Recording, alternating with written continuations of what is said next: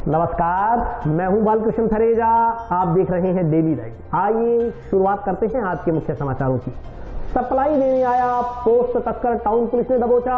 आरोपी के कब्जे से 34 किलोग्राम डोडा पोस्ट व 43,000 रुपए नगद हुए बरामद। परमल धान की सरकारी खरीद करने की मांग। भाजपा ने मुख्यमंत्री के नाम का ज्ञापन सौंपा जिला कलेक्टर को। प्राकृतिक आपदा से खराब हुई फसलों का मुआवजा दिलवाने की मांग। डंडेला गांव के किसानों ने जिला कलेक्टर को सौंपा ज्ञापन। नेहरू मेमोरियल विधि महाविद्यालय को स्थायी संबद्धता दिलाने की मांग। विद्यार्थियों ने महाविद्यालय परिसर में की नारेबाजी। राज्य सरकार द्वारा नगर परिषद में मनोनीत तीनों पार्षदों को उपखंड अधिकारी ने दिलाई पद एवं गोपनीयता की शपथ। आबादी क्षेत्र में गोदाम का निर्माण नहीं करवाने की मांग। रतनपुरा के ग्रामीणों ने जिला कलेक्टर को सौंपा ज्ञापन। और अब समाचार विस्तार से। क्षेत्र में पोस्ट की सप्लाई देने आए एक पोस्ट तस्कर को टाउन पुलिस ने गिरफ्तार करने में कामयाबी हासिल की है। आरोपी के कब्जे से 34 किलोग्राम डोडा पोस्ट व बिक्री के 43,000 रुपए भी बरामद किए गए हैं।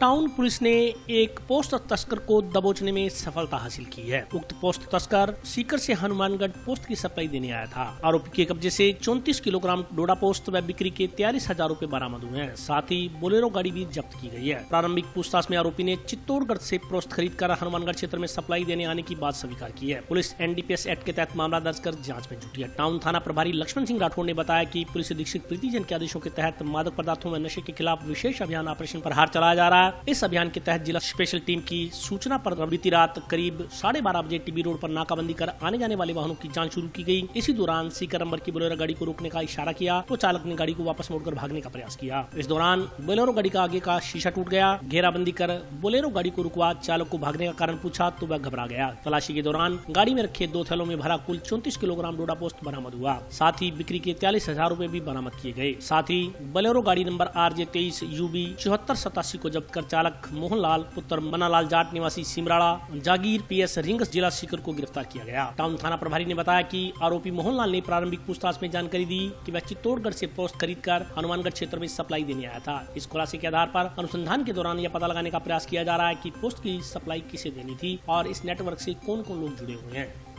श्रीमान पुलिस अधीक्षक महोदय के निर्देशन में गठित DST टीम जो अवैध कारोबारियों के खिलाफ कार्रवाई के तहत रात्रि को DST टीम की सूचना पर मन थानाधिकारी टाउन लक्ष्मण सिंह और मेरे मुलाजमानों के साथ नाकाबंदी की गई तो एक बोलेरो गाड़ी जो सीकर की थी उसको रोका। उसमें एक लड़का मोहनलाल मिला जिसके पास 34 किलो पोस्ट और 43,000 रुपये नगद मिले हैं। ये चित्तौड़ से इलाके इस क्षेत्र में सप्लाई करना बता रहा है।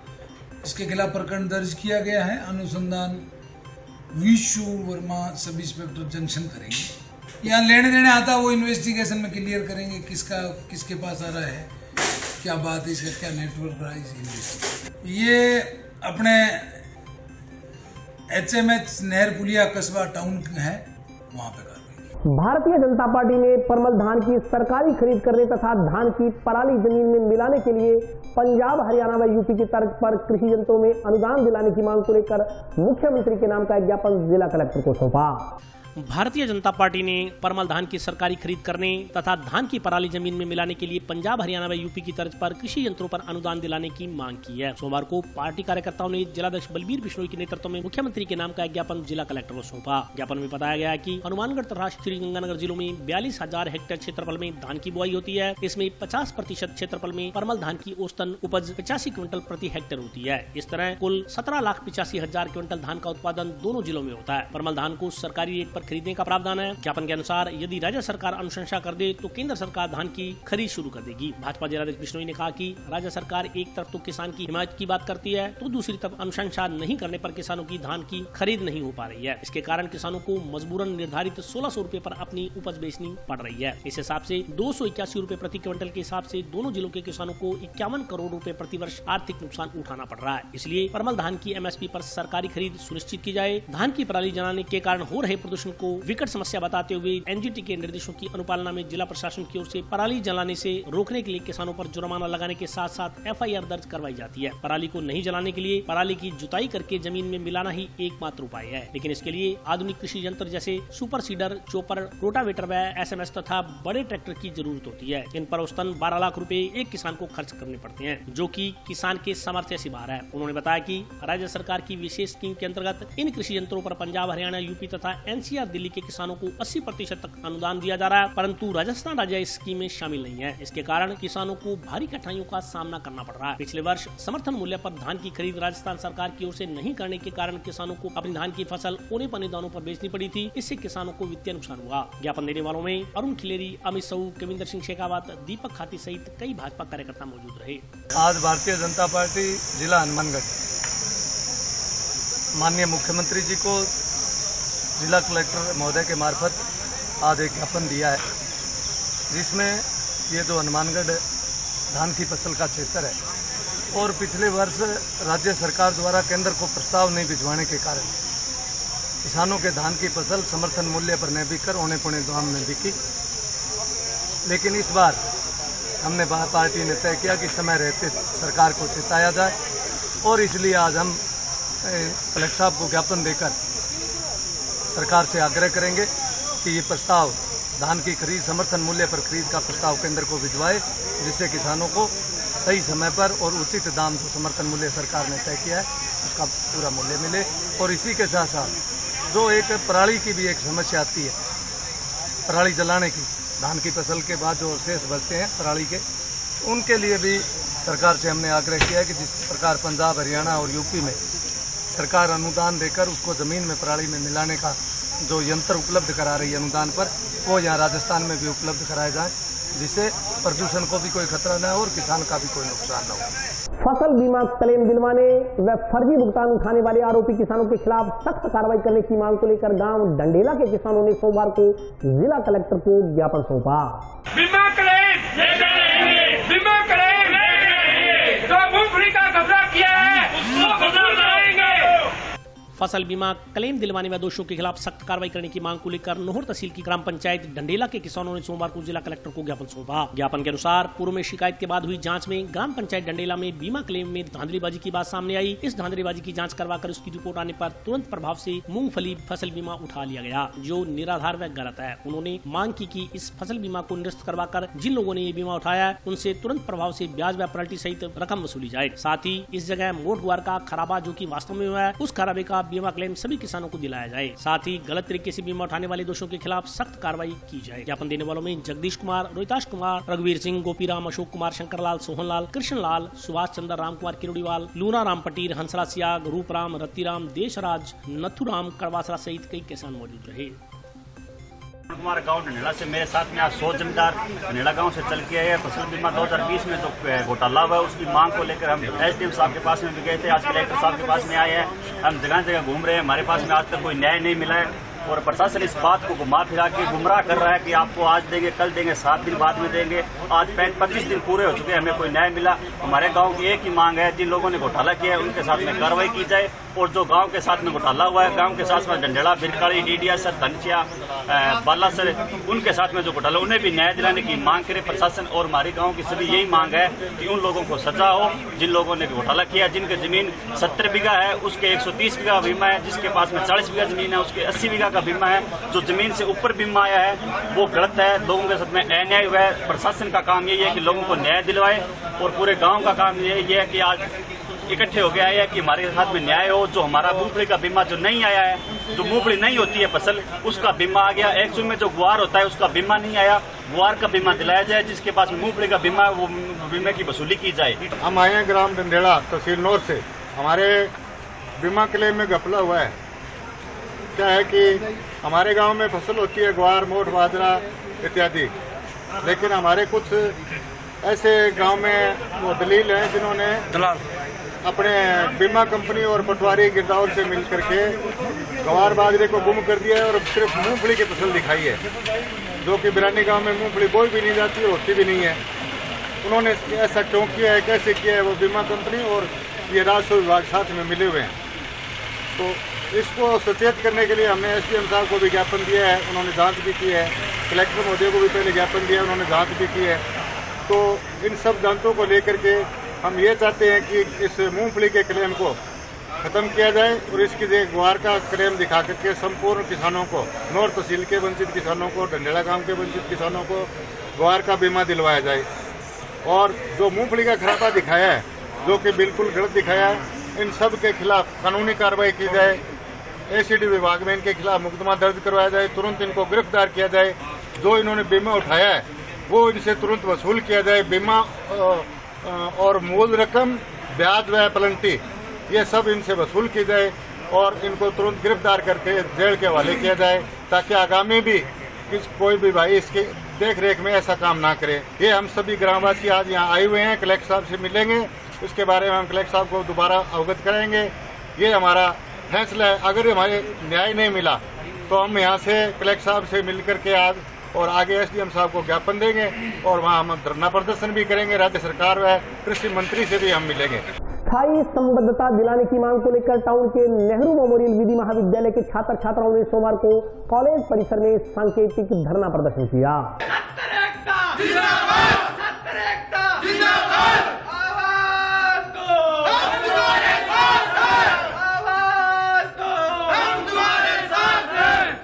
स्थायी एफिलिएशन दिलाने की मांग को लेकर टाउन के नेहरू मेमोरियल विधि महाविद्यालय के छात्र छात्राओं ने सोमवार को कॉलेज परिसर में सांकेतिक धरना प्रदर्शन किया। मांग के संदर्भ में प्राचार्य को ज्ञापन भी सौंपा गया। इससे पहले छात्र नारेबाजी करते हुए कॉलेज परिसर में पहुंचे और प्राचार्य कक्ष के पास बैठ गए। अपनी मांगों के समर्थन में कुछ देर उन्होंने नारेबाजी भी की। इसके बाद प्राचार्य को ज्ञापन सौंपा गया। इस मौके पर छात्रों का कहना था कि NM लॉ कॉलेज को स्थायी संबद्धता दिलाने का मामला काफी समय से अधर में लटका हुआ। पूर्व में भी छात्रों की ओर से इस मांग को लेकर धरना प्रदर्शन किया गया था। तब स्थायी एफिलिएशन प्राप्त करने के आश्वासन पर ही छात्रों ने धरना समाप्त किया था। छात्रों ने कहा कि राजस्थान के सभी कॉलेजों को भीमराव अंबेडकर यूनिवर्सिटी के अधीन कर दिया गया है, किंतु हनुमानगढ़ के नेहरू मेमोरियल विधि महाविद्यालय को इस यूनिवर्सिटी की ओर से स्थायी मान्यता देना तो दूर, अस्थायी मान्यता भी नहीं दी गई है। यही कारण है कि यूनिवर्सिटी की ओर से जो परीक्षा फार्म भरवाने शुरू किए गए हैं, वे फार्म उनके कॉलेज के छात्र छात्राएं नहीं भर पा रहे हैं। यह फार्म भरने में मात्र 2 दिन शेष हैं। उन्होंने मांग की कि कॉलेज को जल्द से जल्द स्थायी संबद्धता दिलाई जाए, ताकि छात्र छात्राओं के भविष्य के साथ खिलवाड़ न हो। विद्यार्थियों ने चेतावनी दी कि यदि शीघ्र ही ठोस कार्रवाई नहीं हुई तो मजबूरन विद्यार्थियों को आंदोलन करना पड़ेगा। इस मौके पर संदीप जाखड़, अमर सिंह, राजेश बिशु, संजय नैन, मनीष पारिक, उदय सिंह, नवदीप सिंह, अनिता, पूनम, प्रियंका, शायरा मानो, आकाश, जयवीर गुदारा, विकास, नरेश, मोहित, रोहितास, रामकिशोर सहित कई छात्र मौजूद रहे।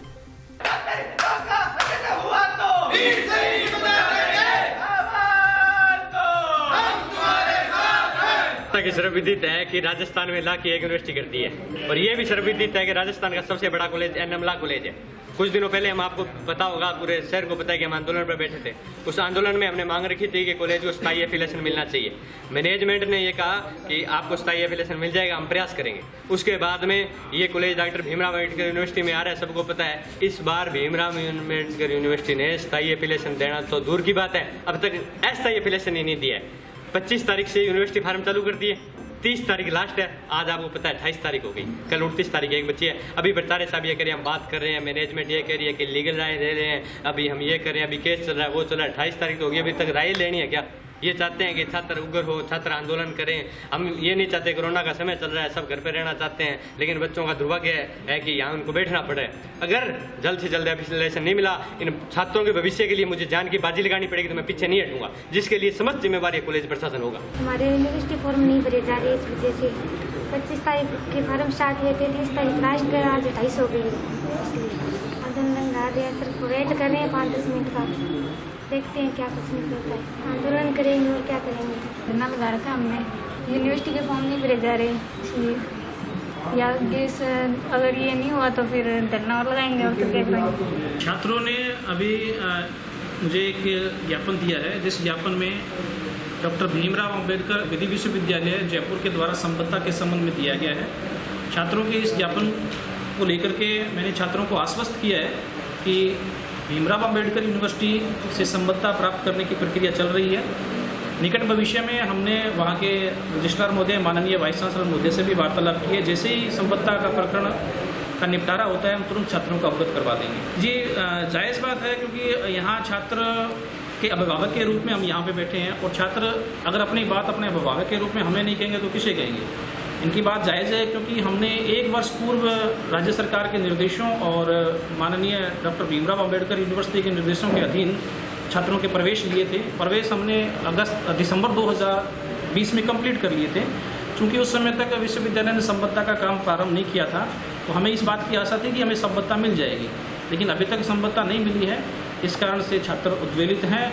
तो छात्रों के मांग के लिए मैं प्रयास करूंगा कि शीघ्र से शीघ्र महाविद्यालय को विश्वविद्यालय से संबद्धता प्राप्त हो। राज्य सरकार की ओर से हाल ही में नगर परिषद में मनोनीत किए गए तीनों पार्षदों को सोमवार को जिला कलेक्ट्रेट सभागार में उपखंड अधिकारी कपिल यादव द्वारा शपथ दिलाई गई। राज्य सरकार की ओर से हाल ही में नगर परिषद हनुमानगढ़ में मनोनीत किए गए तीनों पार्षदों को सोमवार को जिला कलेक्ट्रेट सभागार में उपखंड अधिकारी कपिल यादव ने शपथ दिलाई। उपखंड अधिकारी ने मनोनीत पार्षद एडवोकेट जाकिर हुसैन, श्याम सुंदर झंवर व गणपत सिंह को पद व गोपनीयता की शपथ दिलाई। इस मौके पर उपस्थित लोगों ने मनोनीत तीनों पार्षदों का माल्यार्पण कर स्वागत करते हुए कहा कि सबको मिलकर शहर के विकास में योगदान देने के लिए तत्पर रहना होगा। वहीं तीनों मनोनीत पार्षदों ने सरकार का धन्यवाद करते हुए शहर के विकास में पूर्ण सहयोग करने का भरोसा दिलाया। इस मौके पर नगर परिषद नगरवासी समिति के अध्यक्ष सुमित रेणवा, बार संघ अध्यक्ष मनजिंदर सिंह लेगा, उपाध्यक्ष Rajkumar Bagri, advocate Mushtaq Mohammad Joya, block Congress committee के निवर्तमान अध्यक्ष गुरमीत सिंह चंदड़ा, पूर्व शहर अध्यक्ष इसाक खान, डॉक्टर संतोष राजपुरोहित, बलराज सिंह सहित शहर के प्रबुद्ध लोगों ने मनोनीत पार्षदों का माल्यार्पण कर स्वागत किया। राज्य सरकार के द्वारा नगर परिषद हनुमानगढ़ के लिए 3 सदस्य मनोनीत किए गए हैं, जिनमें सर्वश्री जाकिर हुसैन जी, एडवोकेट गणपत सिंह जी राजपुरोहित एवं श्री श्याम सुंदर झंवर, ये तीनों पार्षद मनोनीत किए गए हैं, जिन्हें आज उपखंड अधिकारी हनुमानगढ़ के द्वारा शपथ दिलवाई गई है। आज ये विधिवत हमारी नगर परिषद के मनोनीत सदस्य हो गए हैं। अब नगर परिषद में 60 निर्वाचित पार्षद और 8 हमारे कुल मनोनीत पार्षद हैं। इनके ज्ञान का और इनके अनुभवों का हमारी नगर परिषद को फायदा मिलेगा, यही हम कामना करते हैं। नगर परिषद हनुमानगढ़ में मैं जाकिर हुसैन, श्री गणपत सिंह जी और श्री श्याम सुंदर झंवर को जिस प्रकार इस कार्यकाल में हमें मनोनीत पार्षद इस दायित्व सौंपा है, उसके ऊपर हम अथक प्रयास करेंगे कि शहर के विकास, शहर की नागरिक और शहर की ज्वलंत समस्याओं के प्रति हम नगर पालिका बोर्ड में जो शहर के हित में होगा उसके लिए आवाज़ उठाएंगे। पीड़ित और गरीब के लिए सदा हम अग्रसर रहे हैं और उसी क्रम में हम अग्रसर रहेंगे। शहर में सफाई व्यवस्था हो, चाहे शहर में सीवरेज की व्यवस्था हो, जहाँ भी कोई कार्य हमारे अनुकूल करने का होगा हम करने का प्रयास करें। विधायक चौधरी विनोद कुमार जी के अनुशंसा पर राजस्थान सरकार द्वारा मनोनीत पार्षद नियुक्त किया गया हूँ। सर्वप्रथम मैं माननीय अशोक जी गहलोत, डोटासरा जी, शांति जी धारीवाल और हमारे लोकप्रिय विधायक श्री विनोद कुमार जी तथा गणेश जी बंसल का बहुत बहुत धन्यवाद करता हूँ। मुझे खुशी है सभापति है हमारे और विकास कार्य करवा रहे हैं, लगातार उनके साथ कार्य करने का मौका मिल रहा है। इसके अलावा शहर में जो भी मूलभूत सुविधाएं हैं आम नागरिक को जो चाहिए, उनमें कहीं भी कमी होगी उसके लिए हम भरसक प्रयास करेंगे। और अभी वक्त ब्रेक का, हाजिर होता हूँ छोटे से ब्रेक के बाद।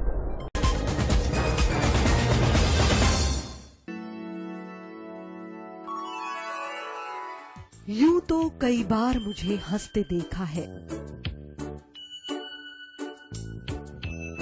पर ये हंसी कुछ और है। ये गहना मुझ पर जचता है, पर ये महज एक गहना नहीं। ये रूपरेखा है मेरे मन की, हंसती खिलखिलाती लहरों की, जो आतुर थी अब तक मुझ पर सजने को। इसलिए ये गहना ही मेरा सच्चा श्रृंगार है, श्रृंगार है, श्रृंगार है।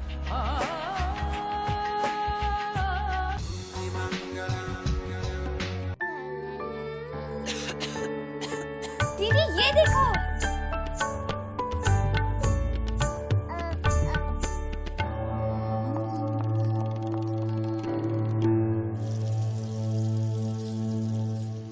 नोवेल कोरोना वायरस बीमारी को फैलने से रोका जा सकता है। खांसी और छींक के बाद और बच्चे को छूने से पहले अपने हाथों को साबुन से धोकर इसे फैलने से रोक सकते हैं। वो डॉक्टर साहब हैं? भाई साहब खांसी और बुखार था, सोचा चेक करवा लूं।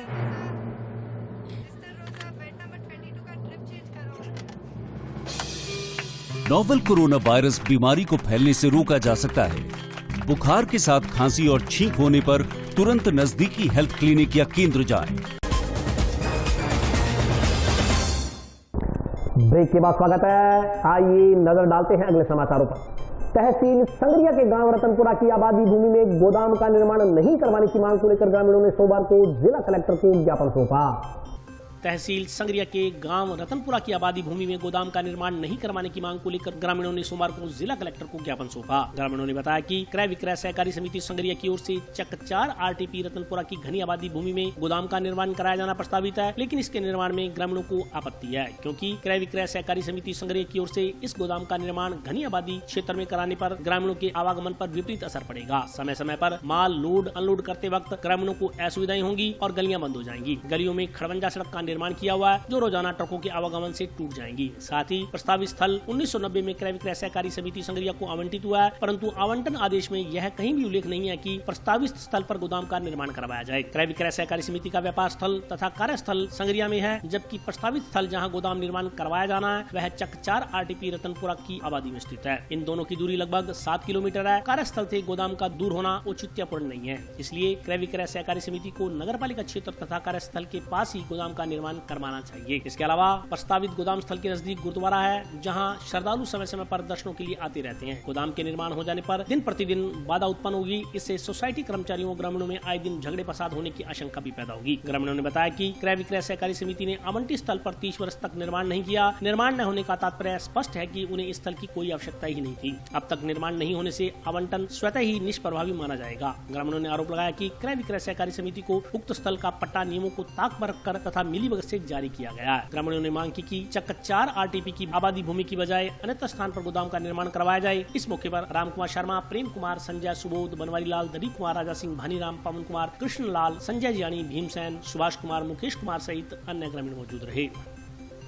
मैंने जब ये मुद्दा उठाया, एक मुद्दा देखा भी गांव में गोदाम का निर्माण हो रहा है क्रय विक्रय सहकारी समिति संगरिया का, जबकि गांव में संगरिया की सहकारी समिति को गोदाम नहीं बना सकती। पहले भी मेरे गांव में एक सहकारी समिति उपलब्ध है रतनपुरा की, और वो लोग जबरदस्ती वहाँ आके कह रहे हैं कि हम वहाँ गोदाम बनाएंगे, अगर तू हमारे बीच में आया तो तेरे पे राजकार्य में वादा का मुकदमा दर्ज करा देंगे। और वो अधिकारी भी मेरे गाँव के होने के नाते, और वो जबरदस्ती करें। गाँव में गोदाम बनना जनता के लिए नुकसान है सर, आम पब्लिक को परेशानी है, जो कि मेन रोड पे गोदाम बना रहे हैं गांव के अंदर घुसने वाली गली में, और मुझे ये जबरदस्ती बदनाम कर रहे हैं 3 दिन से, और मुझे मेरा जीना धिक्कार कर रखा है इन लोगों ने। मैं जिला कलेक्टर महोदय से मिलने आया हूँ, यही रिक्वेस्ट करता हूँ कलेक्टर महोदय से भी, आप आइए कलेक्टर महोदय, और आप खुद एक मौका देख लीजिए और आप फिर देख लीजिए ये जगह कहाँ क्या है, कैसी जगह है, क्या चीज़ है, इसकी हमने एक निगरानी याचिका भी डाल रखी है। ठीक है, नाम बताइए अपना। मेरा नाम टाउन पुलिस थानाधीन लखुवाली चौकी में नफरी बढ़ाने की मांग को लेकर भीम आर्मी भारत एकता मिशन के कार्यकर्ताओं ने सोमवार को जिला कलेक्टर को ज्ञापन सौंपा।